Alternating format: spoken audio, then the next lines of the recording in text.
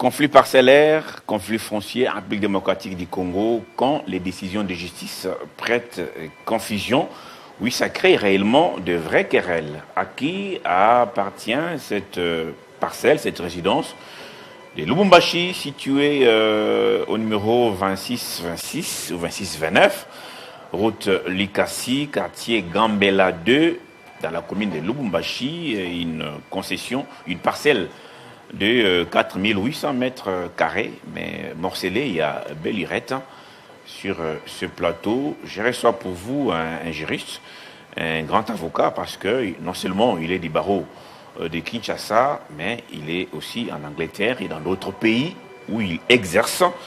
Il s'appelle Maître Beya, Théo. Baya plutôt Théo. Bienvenue Maître Théo Baya. Merci Monsieur Crispin de me recevoir. Alors, il y a ces conflits qui opposent Madame Kaseka Kabeya et la succession Yantambwengoy. Nous sommes à Lubumbashi. C'est un dossier que vous maîtrisez et apparemment, chaque partie a des documents. Des documents, et d'ailleurs, pour les côtés Yantambwe, il y a même des arrêts rendus par la justice. À qui finalement appartient cette résidence querellée aujourd'hui? Bon, le droit il est simple. Il suffit juste de le respecter et il n'y aurait jamais eu de problème. C'est un dossier de plus banal parce que ça peut arriver à tout le monde, y compris à vous-même. Madame Kaseka achète en 2005 et elle a un certificat d'enregistrement. Elle a acheté la parcelle en 2005. La parcelle. Voilà. Auprès de qui? Auprès de monsieur dont j'ai oublié le nom, qui s'appelle Norbert quelque chose. Et vous allez remarquer que ce monsieur n'a aucun lien avec la famille Yantambwe. Mais d'après nos recherches, je vais vous aider à avancer vite. Oui, hein. Oui. D'après nos recherches, le monsieur qui a vendu la parcelle à Madame Kaseka est frère au vrai propriétaire, au défunt, parce qu'il est déjà décédé, Yantambwe Ngoy. Toujours est-il sans que, autorisation, sans document. Toujours est-il que ce Yantambwe n'a jamais été trouvé. Il y a une décision de justice qui le condamne pour faux et usage de faux et ordonne son arrestation immédiate. Il n'a jamais été trouvé et quelques jours après, ce sont ses enfants qui ressurgissent, qui se présentent maintenant comme une succession, un peu comme pour dire qu'entre-temps, M. Yantambwe serait décédé entre le moment où il a été condamné et le moment où il fallait exécuter la peine à laquelle il a été condamné. Alors, je revenais à l'historique. Madame achète, elle a un certificat d'enregistrement, en tout cas, qui date de 21 ans. Et coïncidence, hasard du calendrier, ce certificat est du 27 mai 2005. Et il n'y avait aucun problème à l'achat. Monsieur Yantambwe est ressurgi en 2007 pour réclamer le droit sur la même parcelle.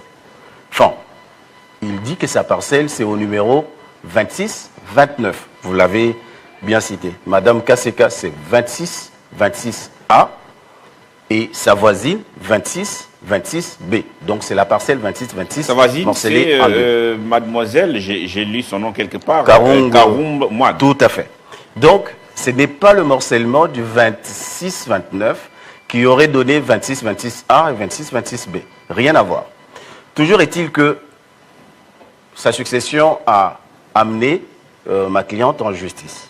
Depuis 2007 jusqu'à aujourd'hui, elle a gagné au pénal pour destruction méchante et occupation illégale. Le juge du tribunal d'épée de Lubumbashi, Kamalondo, a dit que ces titres étaient vrais et donc elle ne pouvait pas occuper illégalement sa propre parcelle.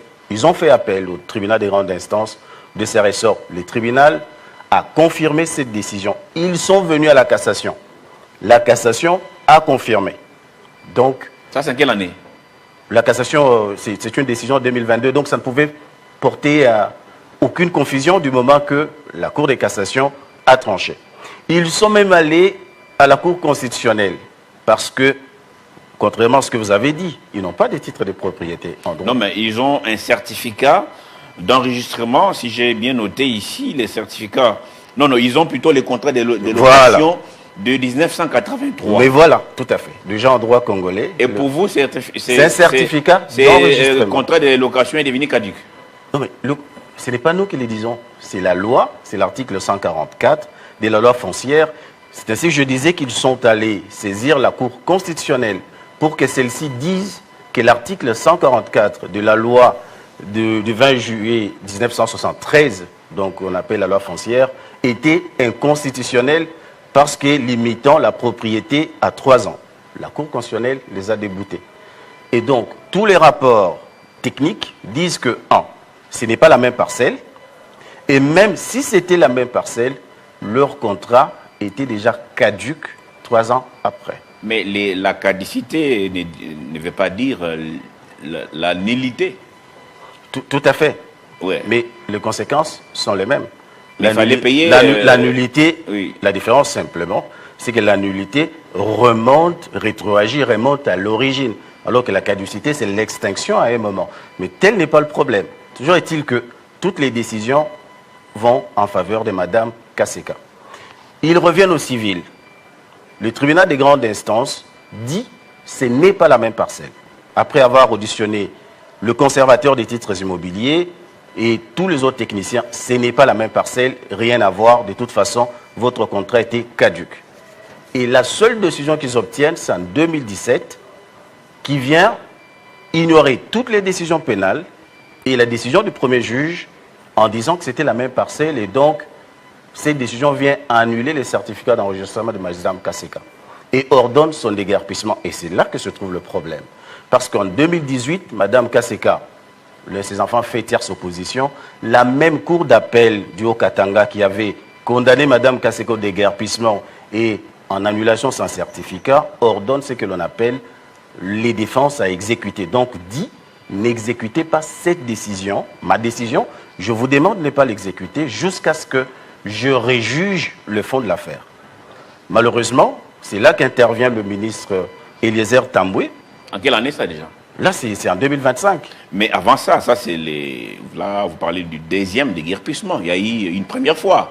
Je crois en 2018, 2019, il a été déguerpi déjà.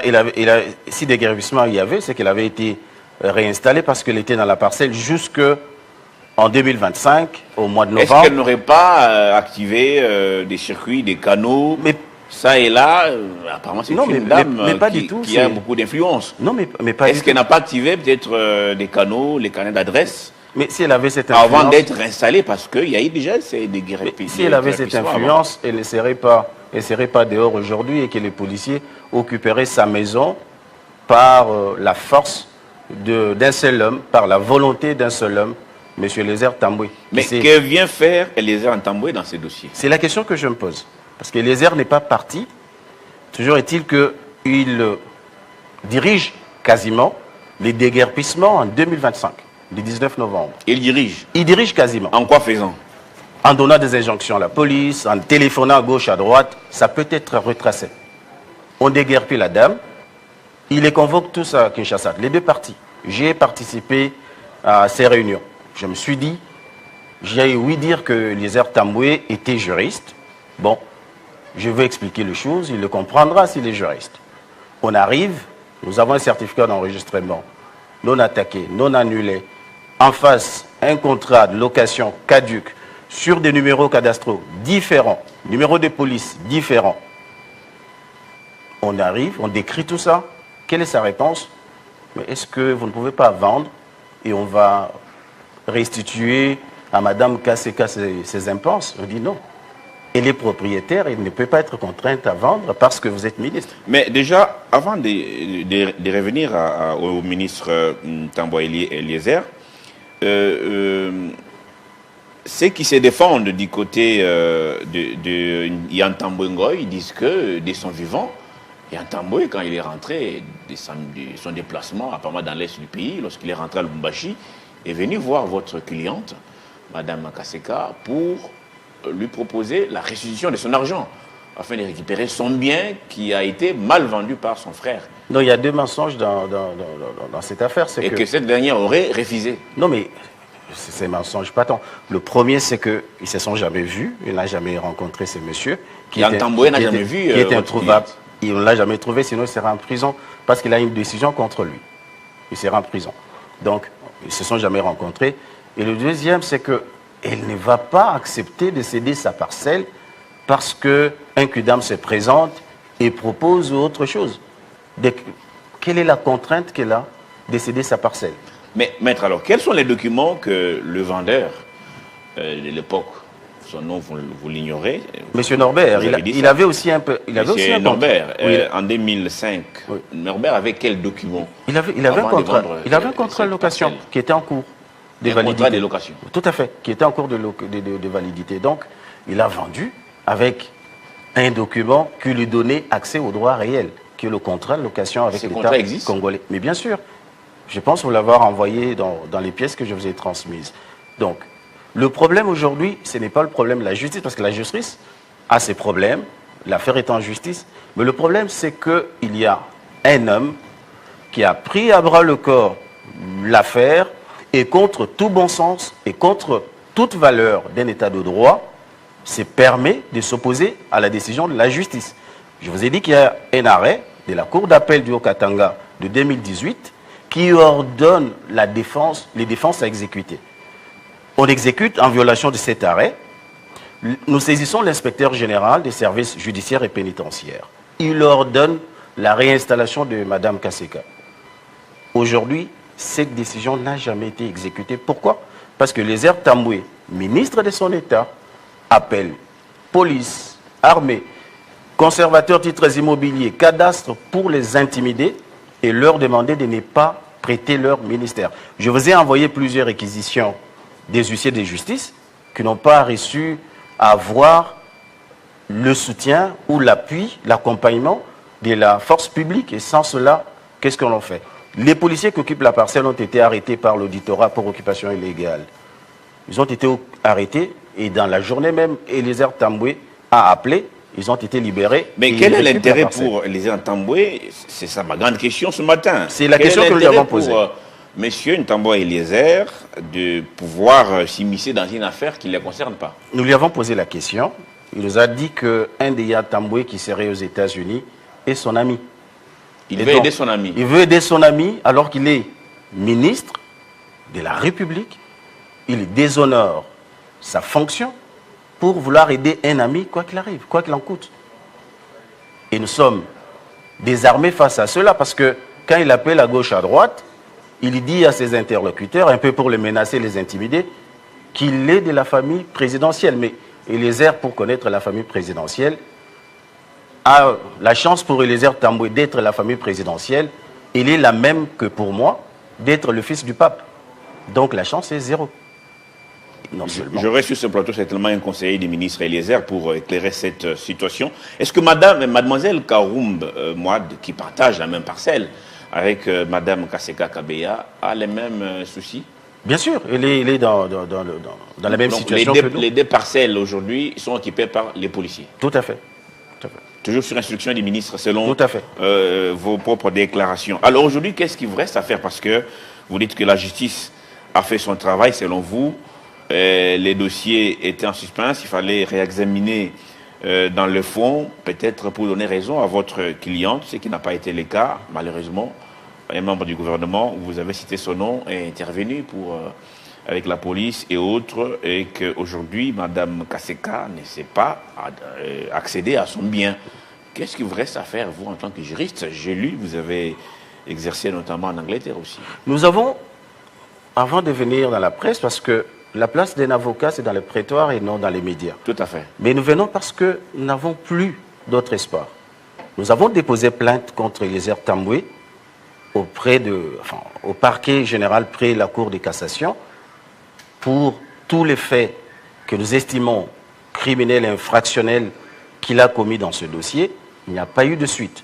Nous avons sollicité le ministre de la Justice et garde de Sceaux, le ministre d'État, et donc, pour avoir son intervention, on n'a pas été écouté. Alors, cette pauvre dame n'a plus d'autre espoir que d'utiliser la presse pour que quiconque peut l'aider, d'abord à faire entendre raison au ministre Eliezer Tamboué. En tout cas, ce serait le bienvenu qu'on l'aide à retrouver ses droits. Si on va acheter une parcelle en bonne et due forme, avoir les titres, et 20 ans après se faire déguerpir de cette manière, alors personne alors n'est protégé. Il y a Bertin Goma, depuis l'ICACI. Bonjour à Crispin, il y a beaucoup de questions ce matin, hein, pour ceux qui nous suivent, parce que c'est les conflits parcellaires, conflits fonciers, ce n'est pas qu'à Lubumbashi. Vous êtes à Kinshasa, beaucoup de gens souffrent, et surtout ici dans la commune de la Gombe, avec ce type de dossiers, ça fait très mal. Alors, je disais, cette question du téléspectateur qui dit bonjour à vous Crispin, je salue votre invité et surtout sa lucidité. Alors, comment peut-il considérer l'acte que possède la famille Ntambwe comme cadique? C'est sur base de quel élément? Je vous ai donné la disposition légale, c'est l'article 144 de la loi foncière qui dit que le contrat de location ne peut excéder 3 ans. Donc vous avez 3 ans pour mettre en valeur. Pour les renouveler? Non, vous mettez en valeur le fonds et puis vous sollicitez le certificat d'enregistrement. Il peut être prorogé sur certaines conditions, bien sûr. Mais peu importe, notre problème c'est que déjà ce n'est pas la même parcelle. Ils sont... Vous êtes allé à Lubumbashi, vous avez visité ces deux parcelles, c'est différent. Mais la parcelle, alors qui occupe la parcelle 26-29? On n'en sait rien.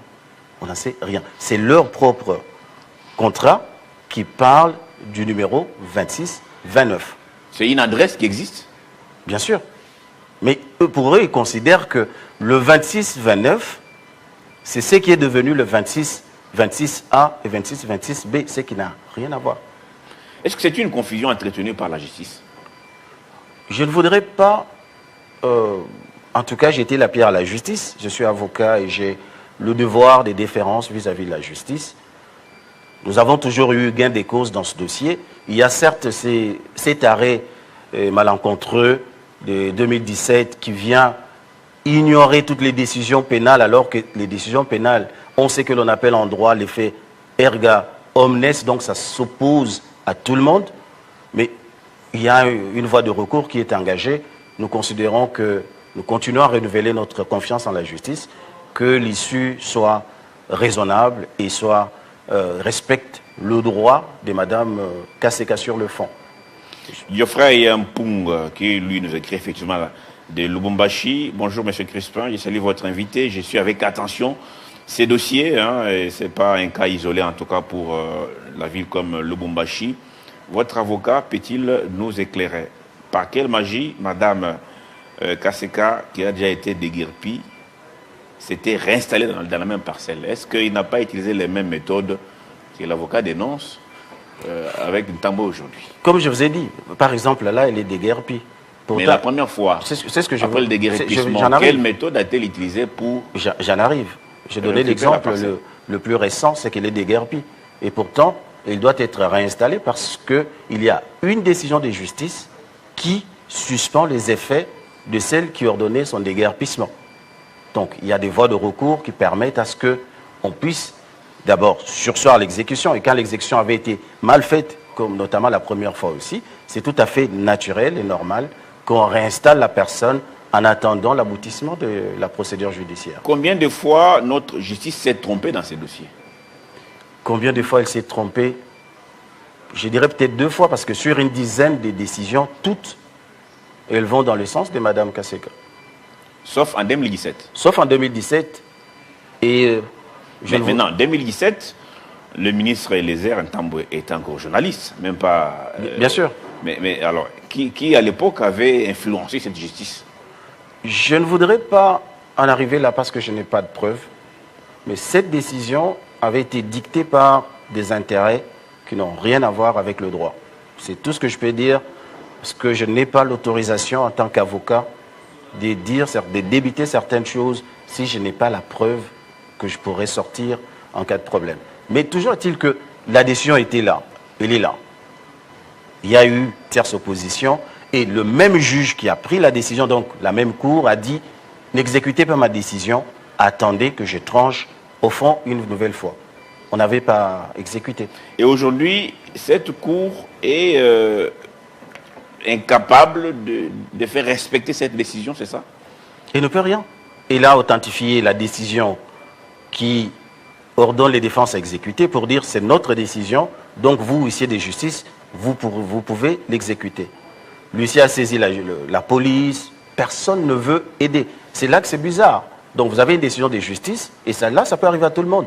Donc vous aurez une décision de justice qui vous donne raison, vous ne saurez pas l'exécuter parce qu'un homme prétendument fort intimide tout le monde pour qu'on n'exécute pas. Donc aujourd'hui, votre problème, c'est le ministre Eliezer Tambwe. C'est Eliezer Tambwe qui dit la justice. C'est celui qui bloque votre dossier. En tout cas, après les jugements rendus ou l'avis du juge. Je vous ai dit que je l'ai rencontré. Donc ce n'est pas des choses que j'invente, ce n'est pas de suppositions.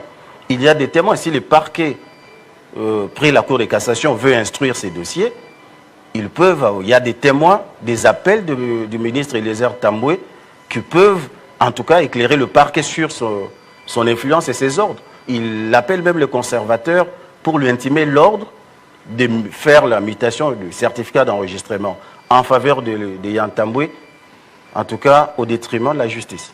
Donc les Yan Tambwe aujourd'hui ont un nouveau certificat d'enregistrement? Non, heureusement que je dois saluer le conservateur des titres immobiliers qui a en tout cas tenu tête au ministre et qui ne l'a pas encore fait, en tout cas à ma connaissance, il n'a pas encore cédé.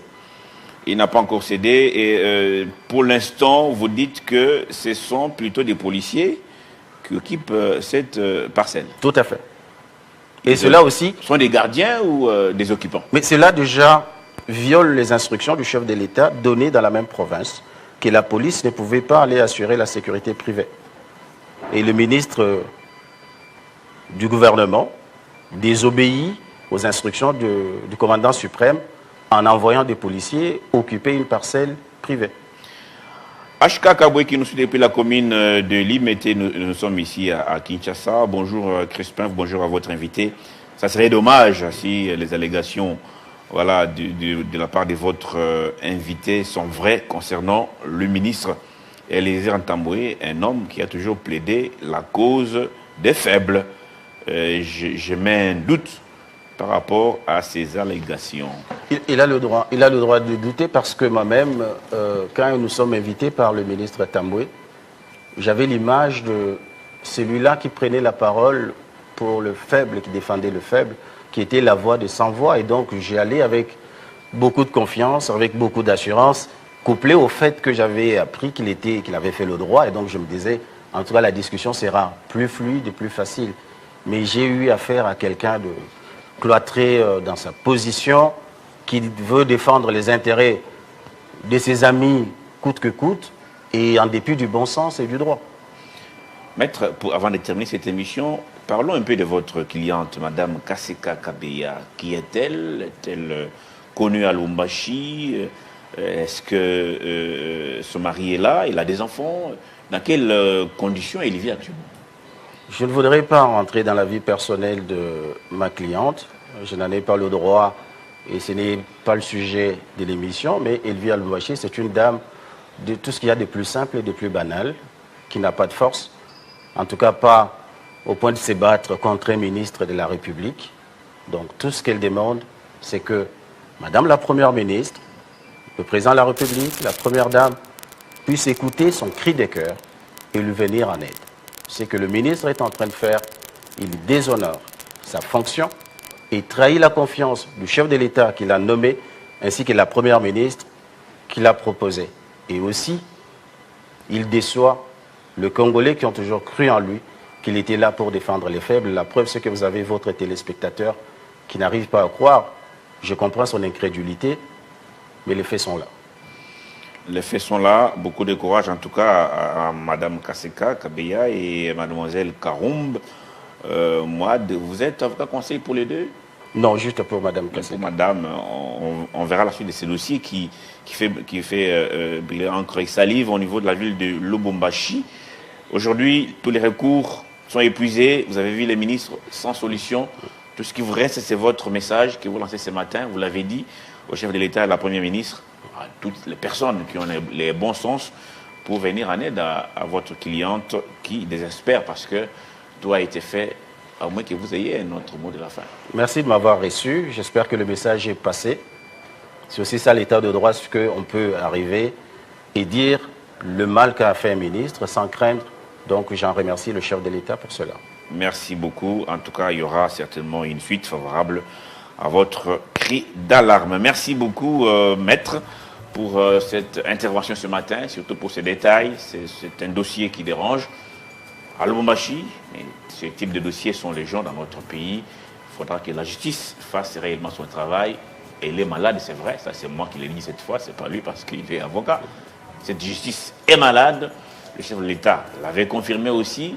L'ancien ministre Motamba les répétait chaque jour. Elle doit guérir, elle doit être au service de tous, sans exception. Maître, merci beaucoup. Merci de m'avoir reçu. Merci surtout à vous de nous avoir suivis depuis ce matin. Je reviens sur ce plateau demain, même heure, même plaisir. À très bientôt.